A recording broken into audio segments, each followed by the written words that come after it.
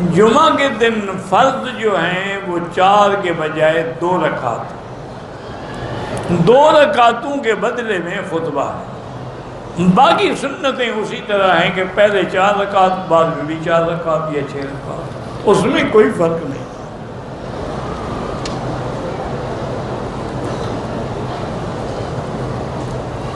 اگر ہم 2 رکعت کے بعد شامل ہوئے، اب ہم نے 2 رکعتیں کھڑے ہو کے پوری کرنی ہیں، بالکل کر لیں۔ بعض علماء تو کہتے ہیں کہ بالکل کچھ نہ پڑھے، لیکن راجح قول یہ ہے کہ صرف فاتحہ پڑھے، ثنا پڑھنے کی کوئی ضرورت نہیں۔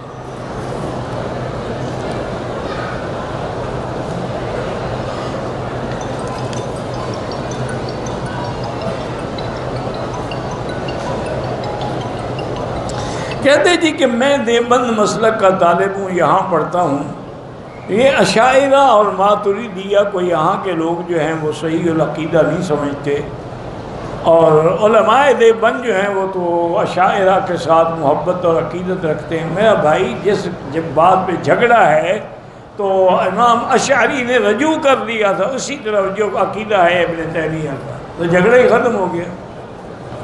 وہ جس بنا پہ برا کہتے تھے وہ تو بات ہی ختم ہو گئی، انہوں نے رجوع کر لیا۔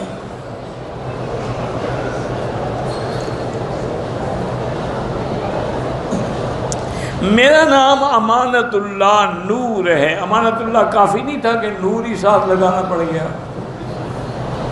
اب تم تو نور بن گئے تو اور کوئی نور علی نور نام رکھو گے، کیا کرو گے؟ کہتے بیٹے کا نام محمد نور رکھ دوں گا، رکھ دو، کوئی بات نہیں، اللہ کے نبی نور ہدایت ہے۔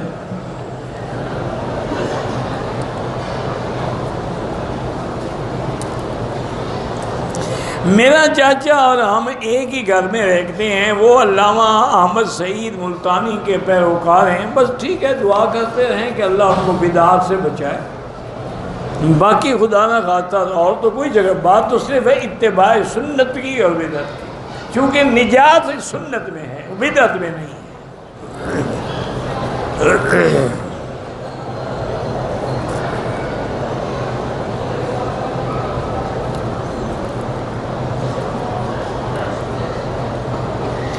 بہرحال ایک لڑکا لڑکی ایک دوسرے کو جائز طریقے سے نکاح کرنا چاہتے ہیں۔ خاندان کے ایک فرید نے زبردستی اپنے بیٹے کے لڑکی کا رشتہ لے لیا۔ زبردستی کا کیا معنی ہے؟ لڑکی نے اقرار ہی نہیں کیا تو نکاح ہی نہیں ہوا، یہ کیا ہوئی زبردستی؟ اگر اقرار کیا ہے پھر تو نکاح ہو گیا، اگر اقرار نہیں کیا زبردستی لے جانا جو ہے تو ڈاکہ ہے، ظلم ہے۔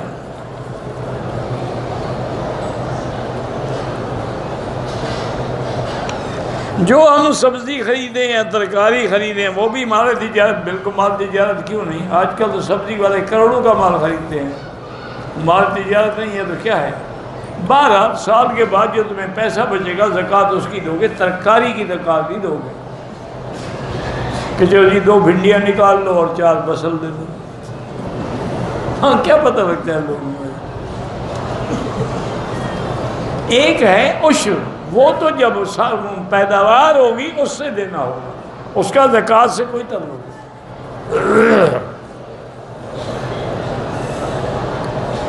نہیں۔ میں ہوٹل سے مکہ سے سیر و سیاحت کی غرض طائف گیا تھا، واپسی میں عمرے کا ارادہ نہیں تھا۔ حنفی مسلک میں تو دم واجب ہے، ارادہ تھا یا نہیں تھا؟ چونکہ امام صاحب فرماتے ہیں پھر میقات بنانے کی کیا ضرورت ہے اگر ہر چیز تیرے ارادے پر ہے؟ چاہو تو کر لو، نہ چاہو تو نہ کرو، پھر میقات کا کیا معنی؟ میقات کا تو معنی یہ ہے کہ بغیر عمرے کے وہاں سے نہ گزرے۔ اور دوسری دلیل امام صاحب کی اتنی قوی ہے، وہ کہتے ہیں کہ ساری زندگی حضور کبھی میقات سے بغیر عمرے کے تشریف لائے ہیں، صرف ایک دفعہ آپ نے عمرے کے احرام نہیں باندھا جب مکہ فتح ہوا، اس کا بھی آپ نے فرما دیا کہ اللہ نے مجھے اجازت دی ہے، چونکہ جنگ ہونی تھی نا تو احرام کیسے باندھا جاتا ہے؟ لیکن پھر بھی حضور نے جب مکہ فتح ہو گیا، حنین فتح ہو گیا، طائف فتح ہو گیا، تو آپ نے مقام جعرانہ پہ قیام فرمایا، تو وہیں سے آگے آپ نے عمرہ پھر بھی کر دیا۔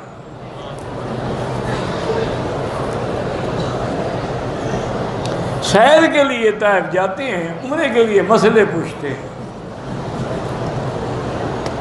اِنَّا لِلَّهِ۔ ویسے اصل مصیبت یہی ہے کہ آج کل عمرے پہ جو آئے یہ ساری امید یہی ہے کہ سیر پہ ہی آئے، عمرے والا کوئی قسمت والا۔ حضور نے فرمایا تھا نا کہ ایک وقت آئے گا مولوی اس لیے حج اور عمرہ زیادہ کریں گے کہ ہماری شہرت ہے، اور تاجر اس لیے عمرہ اور حج کریں گے کہ تجارت ہو، کہ آئے مال لے آئے، گئے مال لے گئے، اور درمیانہ طبقہ جو ہے وہ سیر و سیاحت سمجھے گا، اور غریب طبقہ جو ہے وہ بھیک مانگنے کے لیے حج کرے گا۔ حج اور عمرے والے لاکھوں میں ایک ہوگا، آج وہی دور ہے۔ میرا بھائی حجر اسود کی چوری کا واقعہ آپ نے پڑھنا ہے تو کتاب جو ہے نا جی احوال مکہ جو ہے وہ لے لیں، اس میں مکے کے احوال اور تفاصیل موجود ہے، اس کے اندر یہ سارا واقعہ لکھا ہے کہ کب چوری ہوا، کون سا سن تھا، کہاں لے گئے تھے یمن والے، اور کیسے پھر آ کے اس کو برآمد کیا گیا، اور اس کو تلاش کرنے کے لیے بڑی محنت کی گئی کہ پہچانے کیسے کہ حجر اسود ہے۔ تو پھر قریش نے ان کو مشورہ دیا کہ تم ایسا کرو، آگ جلا لو، ہر پتھر کو آگ کے قریب لے جاؤ، جس پر آگ اثر نہ کرے وہ پتھر حجر اسود ہے، کیونکہ وہ جنت کا پتھر ہے، اس پہ آگ اثر نہیں کرے۔ تو یہ آپ کوئی بھی مکے کی تاریخ کی کتاب لے لیں، ہمیں مل جائیں گے۔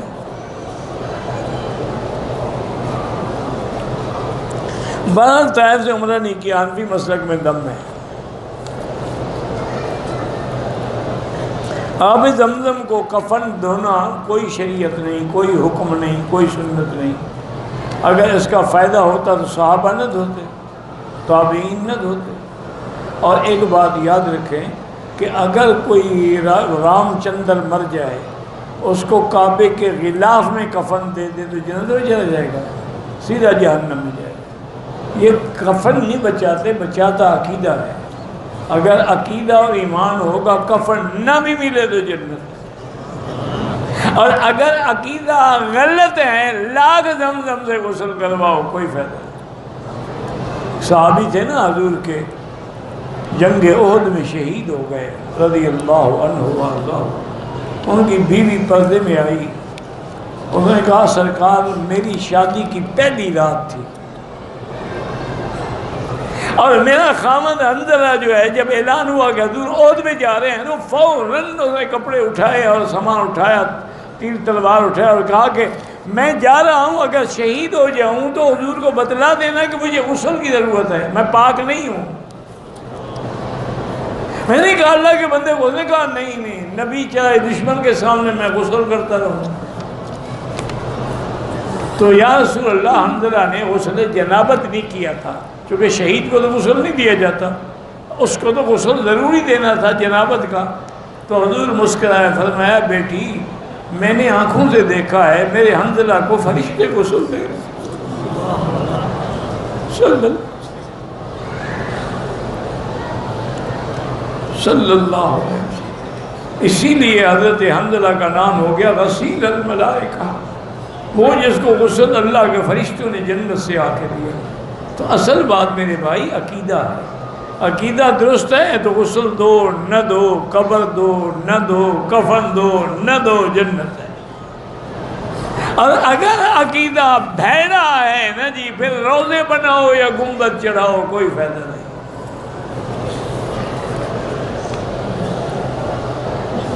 کوئی مرد یا عورت بچے کو اٹھا کے عمرہ کر سکتے ہیں، بالکل کر سکتے ہیں، اس کا نیت کر دیں، اس کو بھی عمرے کا ثواب ملے گا۔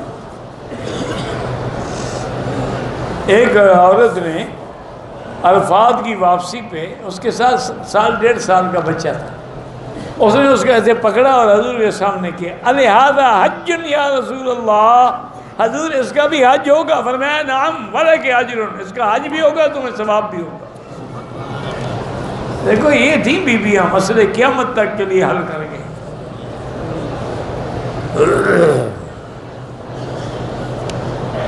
حج کی نیت سے آئے ہوئے حجاج اپنے ہوٹل میں ہیں، اپنی بیوی قیام دوران اس سے میاں بیوی مل سکتے ہیں؟ کیوں نہیں مل سکتے جناب؟ حج پہ آنے سے بیوی کو طلاق ہو جاتی ہے، پھر تو اچھا حج ہوا بیوی کا کہ یہاں آئے اور خامد پہ حرام ہو جائے، نعوذ باللہ۔ اللہ کے بندے کیا عقل ہے، میاں بیوی ہیں، احرام سے فارغ ہو گئے، حلال ہے۔ آخر مکے میں جو بچہ پیدا ہوتے ہیں، اگر مکہ پاک جگہ ہے اور یہاں میاں بیوی کا ملنا بھی حرام ہے تو یہ بچے اوپر سے گرتے ہیں۔ تمہیں تو ایک کا عذاب بھگت رہے ہو، یہاں تو چار چار شادیاں کر کے خوش ہیں۔ تمہارے لیے تو ایک ہی گلے میں پڑی ہے، انشاءاللہ وہ جنت میں آئے گی، یہاں بھی نہیں چھوڑا وہاں بھی نہیں چھوڑے گی۔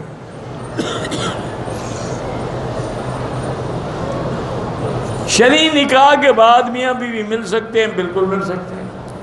باقی آپ جو ہے نا جی، گزارش یہ ہے کہ نکاح کرانے کے لیے اپنی ایمبیسی سے، سفارت خانے سے رجوع کریں، اپنے کاغذات بنوائیں، نکاح نامہ بنوائیں، پھر حرم میں آ کے نکاح کرائیں۔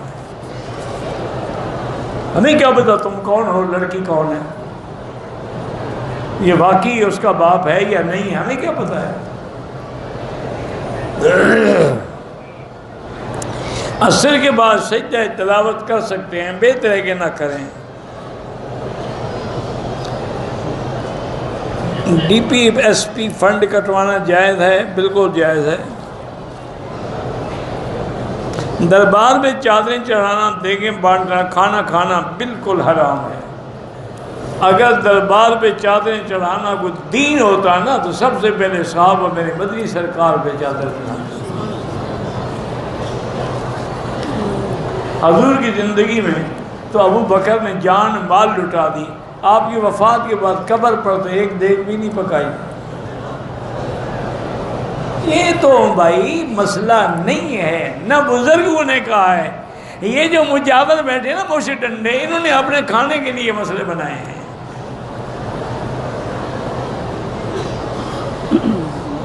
سی ایس ڈی سے اشیاء لینا، مجھے نہیں پتا سی ایس ڈی کیا بلا ہے۔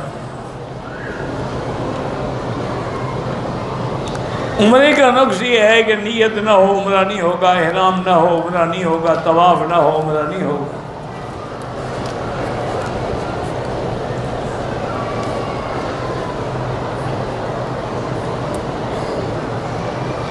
ہم نے رمضان میں مدینے میں اعتکاف کیا، ہمیں چونکہ اجازت نامہ نہیں ملا تھا اس لیے ہمیں حرم میں نہیں سونے دیتے تھے، ہم باہر سین میں آ کے سو جائے، اللہ قبول کرے، نہ بیٹھتے، نہیں ملی اجازت تو نہ بیٹھو، کیا ضرورت تھی۔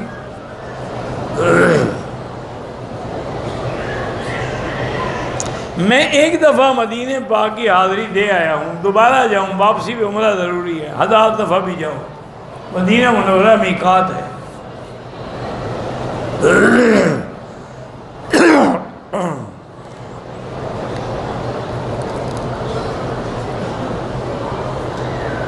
میری والدہ ہر وقت لڑتی رہتی ہیں، والد کی بھی نافرمانی، اللہ ان کو ہدایت دے، دعا کرو بس، لیکن تم کوئی جواب نہ دو والدین۔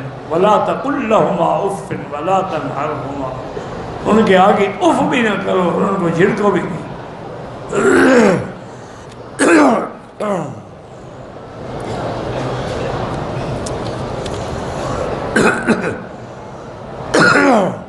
کہتے ہیں جی کہ یہ سلاسل والے جو ہیں وہ ذکر کرواتے ہیں، میرا بھائی یہ سلسلے سلاسل دین نہیں ہے، یہ وصول الی الدین کا ذریعہ ہے۔ جیسے آپ کوئی حکیم سے علاج کرواتا ہے، کوئی ڈاکٹر سے، کوئی ہومیوپیتھک سے، مقصد تو علاج کرانا ہے، تو انہوں نے بھی علاج کے طریقے رکھے۔ اصل دین اتباع سنت ہے۔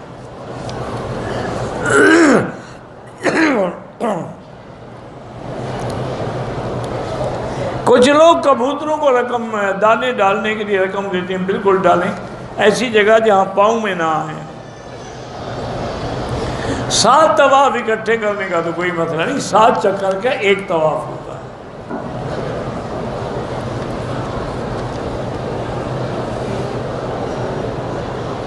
ایک آدمی نے حل کروانے کے بعد احرام نہیں کھولا تھا، اپنی مونچھیں کاٹ دی تو احرام تو کھل گیا حل کے سے، یہ چادریں کھولنے کا نام تو احرام نہیں ہے، کوئی حرج نہیں۔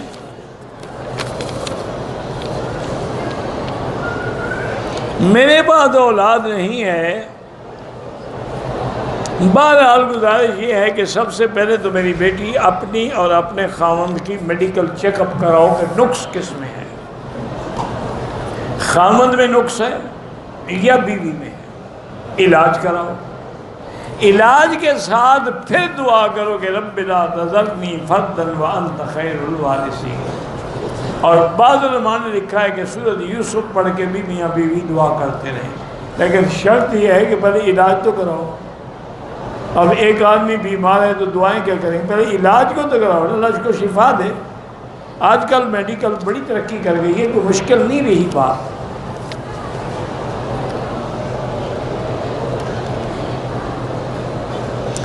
مساوے کے بعد جو سینے پہ ہاتھ رکھے ہیں یہ غلط ہے۔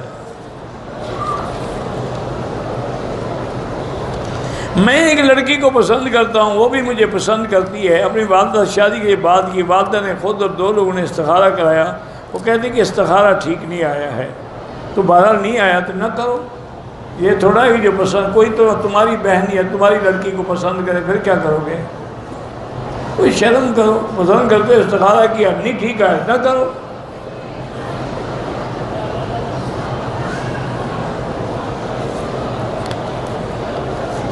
میں نے عمرہ پہ آیا ہوں، بیٹی نے 25,000 روپے دیے ہیں، میں لینا نہیں چاہتا تھا، ناراض ہونے لگی، لے لیے۔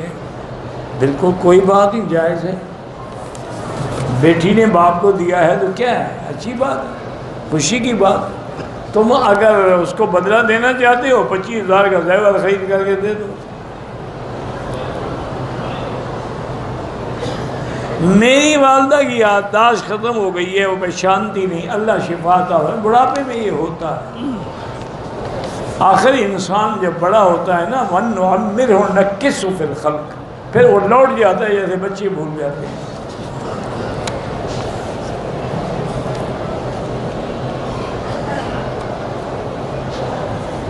جریج جو حضور کے زمانے سے پہلے گزرے ہیں،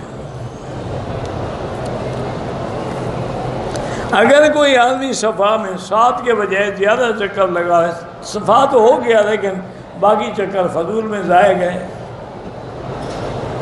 طواف کے 2 رکعت واجب ہیں، نفل نہیں ہے، عصر کے بعد نہ پڑھیں، مغرب کے بعد پڑھیں۔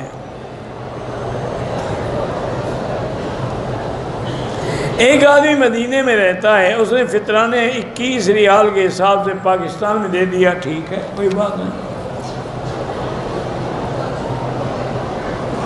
ہم نے عمرہ کر لیا، ایک بزرگ نے کمرے میں پہنچ کر احرام حلق یا قصر کرنے پہلے کھول دیا، کمرے میں آدھے گھنٹے اس سے بھی کم وقت گزرا ہوگا تو ان کا حلق سر منڈوایا، کوئی دم نہیں اس پہ۔ اللہ ہر مسلمان کی اولاد کو علم دین عطا فرمائے اور جو پڑھ رہے ہیں اس میں بھی کامیاب فرمائے۔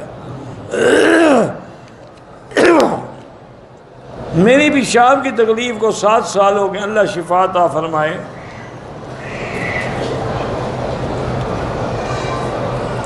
ایک آدمی 4 سال سے ملک سے باہر ہے، گھر والوں میں اختلاف پیدا ہو گیا، جس سے گھر والوں نے طلاق نامے کی کاغذ بھجوا دیا، اس پر پریشر ڈال کر کے اس پر دستخط کر لو۔ پریشر سے انہوں نے دستخط کر لی، بہرحال جناب وہ طلاق ہو گئی۔ وہ 4 سال دور بیٹھے ہوا تھا، پریشر کیسے پڑ گیا اس کو دور سے؟ پریشر پڑتا تو پہلے آ کے بیوی کو نہ لے جاتا، انہوں نے لکھ کے بھیج دیا، انہوں نے دستخط بھی کر دی، انہوں نے طلاق ہو گئی۔ طائف دم پڑے گا اگر عمرہ نہ کرے۔ مسجد عائشہ سے عمرہ جائز ہے۔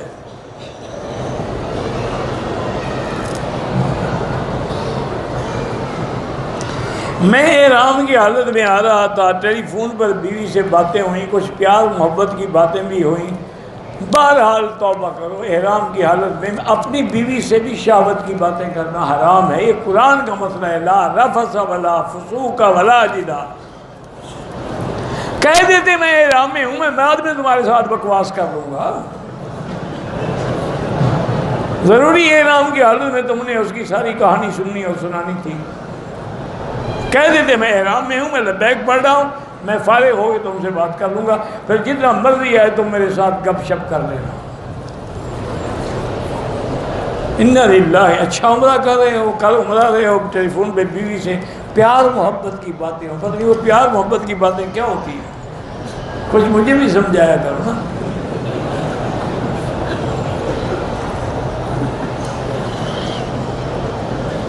قضا نمازیں بالکل قضا پڑھیں، لوٹائیں۔ بیوی اپنے شوہر کا حل کر سکتی ہے، روز تو کرتی ہے، اگر عمرے کے بعد کر دیا تو کیا ہو گیا، کوئی حرج نہیں جناب۔ ریاض الجنت جنت کا ٹکڑا ہے، اس میں جو آدمی 2 رکعت پڑھے گا اللہ قبول فرمائیں گے۔ قرآن و حدیث میں ہے نا کہ ما بین بیتی و منبری روضۃ من ریاض الجنہ۔ حاجی اگر ہینڈ بیگ میں زمزم لے جائے، جیسے بھی لے جائے، یہ آپ کا کام ہے۔ بچوں کے عمرے کا بھی دم دینا پڑے گا، بچوں کے عمرے کا دم نہیں ہوتا ہے، جو بالغ ہیں ان پہ دم ہوتا ہے۔ صفا مروہ کے درمیان نماز کا وقفہ آئے یا قضاء حاجت، کوئی حرج نہیں، کر کے پھر جہاں چھوڑا ہے وہیں شروع کر دو۔ عورت کے احرام میں چہرے پہ نقاب نہ ڈالے، آگے کپڑا لٹکا دے۔ سب کے نزدیک اتصال صفوف یہ ہے، ضروری ہے، لیکن مجبوری ہو تو کوئی کیا کرے، اگلی صفیں نظر آ رہی ہوں تو نماز ہو جاتی ہے۔ عورت نماز جنازہ پڑھ سکتی، جب وہ مر جائے عورت کا جنازہ ہم پڑھ سکتے ہیں، اگر وہ نہ پڑھے تو عورت کا بھی نہ پڑھو، تم ادلے کا بدلہ ہو جائے۔ کیوں نہیں پڑھ سکتی؟ فرض نماز پڑھ سکتی ہے، جنازہ نہیں پڑھ سکتی۔ پتہ نہیں کیسے کیسے مسئلے گھڑتے رہتے ہو۔ معنی یہ ہے کہ جنازہ پڑھنے کے لیے گھر سے نہ آئے، یہ نہیں ہے کہ بیٹھی ہو تب بھی نہ پڑھے۔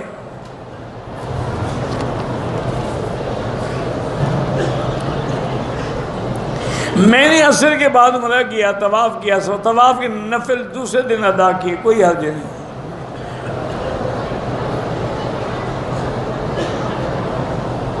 بہرحال جو لوگ یہاں عصر کے بعد بھی 2 رکعت پڑھ لیتے ہیں ان کے مسلک میں جائز ہوگا، افضل یہی ہے کہ مغرب کے بعد پڑھو، چونکہ ایک حدیث ہے صحیح کہ لا صلاۃ بعد العصر حتی تغرب الشمس، عصر کے بعد کوئی نماز نہیں جب تک سورج ڈوب نہ جائے۔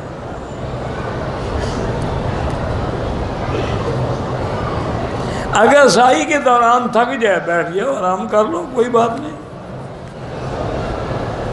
زندہ لوگوں کے لیے عمرہ نہ کرو، اپنے لیے کرو، ان کو ثواب پہنچاؤ۔ اپنے سر کے بالوں پہ خود اس طرح پھیر سکتا ہے، پھیر سکتا ہے۔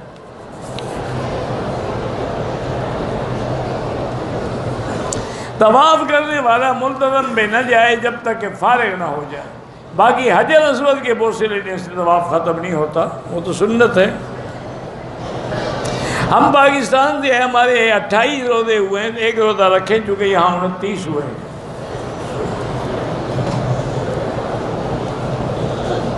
بہرحال کبوتر چوک ہے یا کوئی چوک ہے، اگر اگلی صفحے حرم تک آ رہی ہے اور نظر بھی آ رہی ہے، نماز ہوگی ورنہ نہیں ہوگی۔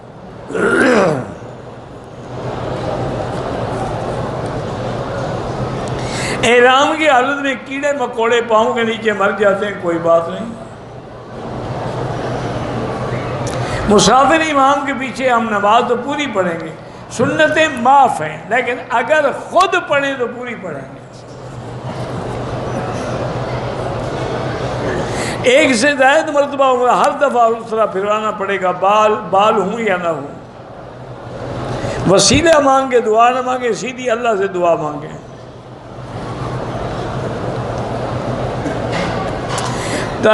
مجھے طواف کے 7ویں چکر میں تذبذب ہوا کہ چھٹا ہے یا 7واں ہے، پھر میں نے احتیاطاً ایک کر دیا، ٹھیک ہو گیا۔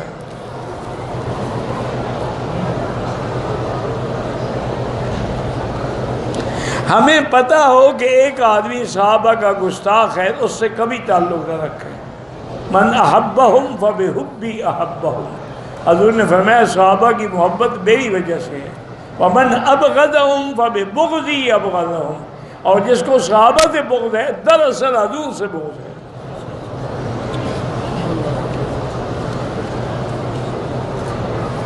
بھائی باقی تمہارے لیڈر نے کیا کہا ہے تم جانا، تمہارا کام جانا۔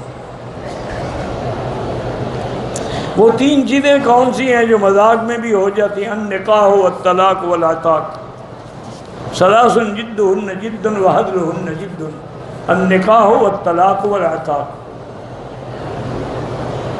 تین دفعہ بلا توقف کرے، اس کے بعد مغرب کے بعد کی دو رکعت۔ تین طواف یہ معنی نہیں کہ 21 چکر لگا رہے، ہر طواف ختم کر کے دوسرے کی دوبارہ نیت کریں۔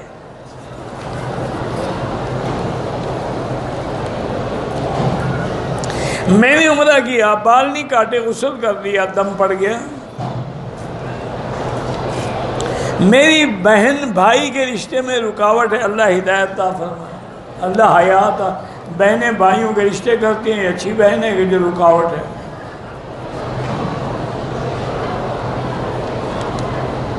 کہتے جی کہ عمران کا، حضرت زکریا کا، عمران جو ہے مریم مبنت عمران، امرأت عمران، اس کے بعد ان کی بیٹی ہے مریم، حضرت زکریا ان کے خالو تھے۔ راستے میں کچھ خیال ملے ہیں، خیرات کر دو۔ نمازی کے آگے نہ گزرے، مجبوری ہو تو دور ہو کے گزریں۔ اگر ایک عورت عمرہ کر چکی ہے، اب اس کے ایام ہیں تو مسجد میں نہیں آ سکتی، مسجد نبوی میں بھی نہیں آ سکتی، باہر بیٹھ کے زیارت کر لے اور باہر بیٹھ کے درود پڑھتی رہے۔ دوبارہ عمرے کے لیے مسجد عائشہ سے احرام باندھنا بالکل جائز ہے۔ مدینہ منورہ سے بیماری کی وجہ سے احرام، بیماری کی وجہ سے نہیں باندھا، دم نہیں ہے، بہانہ ہے تو دم ہے۔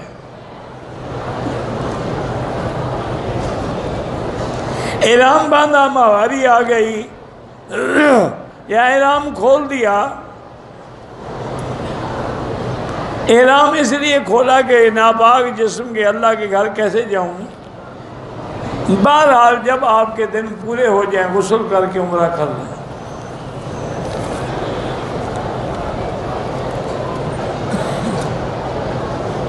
طائف والا مسئلہ میں پہلے بتا چکا ہوں۔ طواف کے بعد جو 2 رکعتیں ہیں وہ واجب ہیں، نفل نہیں ہے۔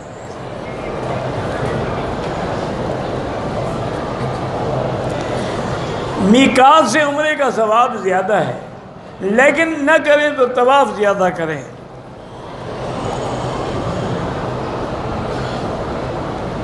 نفلی طواف 3 چکر میں حتیم کی دیوار کو پکڑ کر ٹھہر گیا،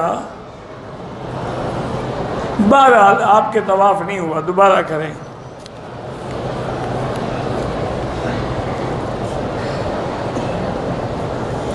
میرے بیٹے کی نوکری ہو جائے، اللہ آسان کرے، اس کو کہیں وہ استغفار زیادہ پڑھے، استغفر اللہ استغفر اللہ استغفر اللہ۔ بہرحال استغفار سب سے بڑی نعمت ہے۔ بچوں کی روزی کے لیے بھی سب سے بڑی چیز جو ہے وہ استغفار ہے، استغفر اللہ استغفر اللہ۔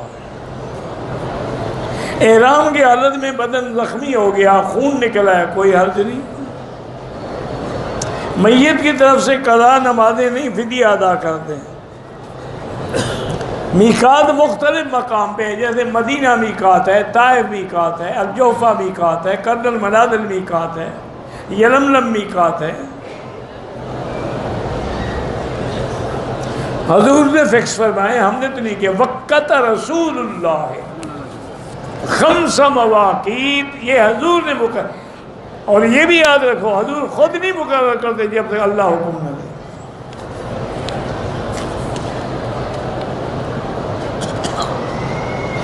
نیچے والے طواف میں کسی کو پتہ نہیں لگتا، حجر اسود کی اشارے کر، اللہ سب کا قبول فرمائے۔ تمام لوگ مرنے کے بعد عالم برزخ میں ہیں۔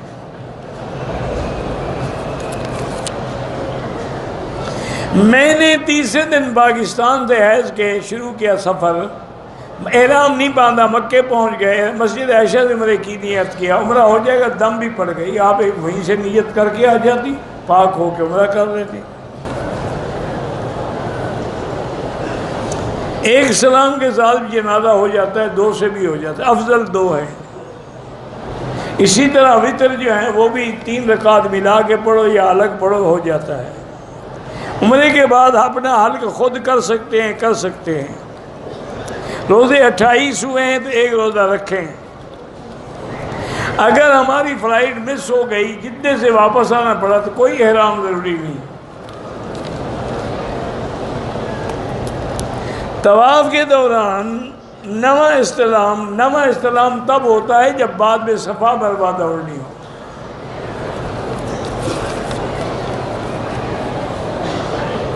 اگر مکے کا رہائشی چھٹی کاٹ کے پاکستان دے تو پھر لازمی احرام باندھے، مدینہ منورہ کے لیے جائے واپسی پہ احرام باندھے۔ عورت اور مرد کے رکوع سجدے میں فرق ہے، لیکن تمہارے نزدیک پہلے عورت یا مرد میں کوئی فرق ہے؟ 1 سال عورت کو بچہ پیدا ہوتا ہے، 1 سال خامد کو ہوتا ہے۔ اللہ کے بندے کیوں فرق نہیں ہے؟ جتنا بدن زمین سے ملا ہوگا ثواب زیادہ ہوگا۔ مرد کی نماز مسجد میں افضل ہے، عورت کی گھر میں افضل ہے۔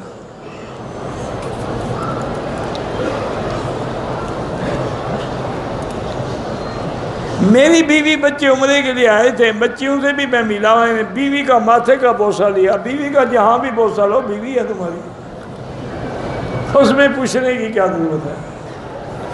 اللہم صلی علی سیدنا محمد وعلی آل سیدنا محمد وبارک وسلم۔ اللہم انت ربی لا الہ الا انت الاحد الصمد الفرد الذی لم یلد ولم یولد ولم یکن لہ کفوا احد۔ اللہم انت ربی لا الہ الا انت الحنان المنان بدیع السماوات والارض یا ذا الجلال والاکرام۔ اللہم فرج ہم المہمومین، نفس کرب المکروبین، واقض الدین عن المدینین، واشفنا واشف مرضانا ومرضى المسلمین، واشفنا واشف مرضانا ومرضى المسلمین۔ یا اللہ بیماروں کو شفا عطا فرما، یا اللہ بیماروں کو شفا عطا فرما، یا اللہ ہماری ظاہری باطنی روحانی جسمانی بیماریاں دور فرما، یا اللہ ہماری کمزوریاں دور فرما، یا اللہ ہم تیرے بندے ہیں، عاجز ہیں، گناہگار ہیں، تیرے دربار میں ہاتھ پھیلائے بیٹھے ہیں، اپنی رحمتوں سے محروم نہ فرما۔ یا اللہ عالم اسلام کی حفاظت فرما، حرمین الشریفین کو قیامت تک محفوظ فرما۔ یا اللہ بے حیاؤں کو حیا عطا فرما، بے اولادوں کو اولاد عطا فرما، بے روزگاروں کو روزگار عطا فرما، جن کی بچیاں ہیں ان کے رشتے آسان فرما۔ یا اللہ جتنی دنیا میں مساجد ہیں، مدارس ہیں، دین کے مراکز ہیں، ان کی حفاظت فرما، دین کے کام کرنے والوں کی حفاظت فرما۔ یا اللہ مسلمان فلسطین میں ہیں، حلب میں ہیں، شام میں ہیں، کشمیر میں ہیں، ہند میں ہیں، عرب میں ہیں، عجم میں ہیں، اراکان میں ہیں، برما میں ہیں، ان سب کی جان مال آبرو عزت کی حفاظت فرما۔